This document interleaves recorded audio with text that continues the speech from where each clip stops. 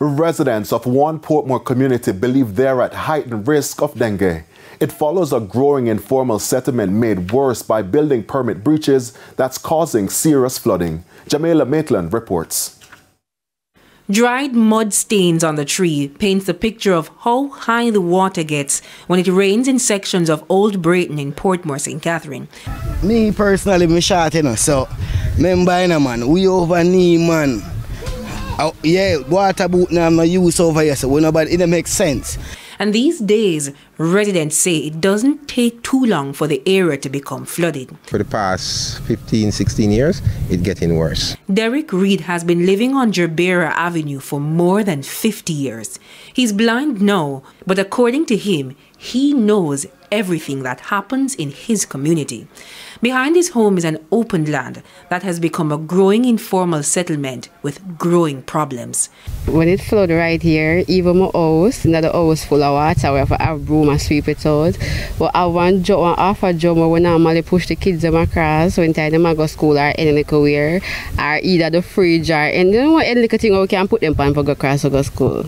Residents pointed to areas that have worsened the floodings. More houses being built without the proper permits. It's very common to see elevated lands like this one in the back of homes on Jamaica Avenue in Old Braeton. It's to prevent flooding of their homes, but it also creates flooding in others. And as high as this makeshift hill is, if it rains hard enough or long enough, the water can get over and flood the streets.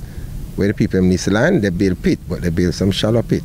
So whenever time the big rain come, all of those pits overflow. Councillor for the Braeton Division, Anthony Wint, says there have been several meetings to come up with a solution, but it includes landowners who at times don't show up. The only avenue we have is perhaps through compulsory acquisition of a bit of land that will give us the space to put the drain from behind here to on the street.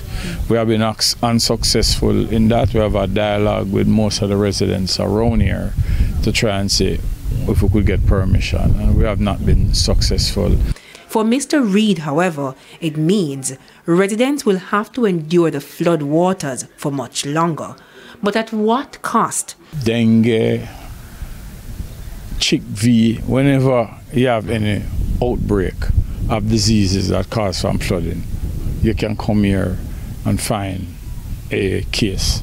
Now, the Ministry of Health says while Portmore has a large mosquito population, the majority of them don't carry the dengue virus. Portmore really does not have a high population of the Aedes aegypti mosquito that transmit dengue and the other arboviruses. Notwithstanding, we do have a small population there, and so transmission can take place. It's why residents don't want to take any chances, especially as Jamaica is on a dengue alert. I want some attention, I want some them come look on the place and see how the place look. Jamaica Maitland, TVJ News.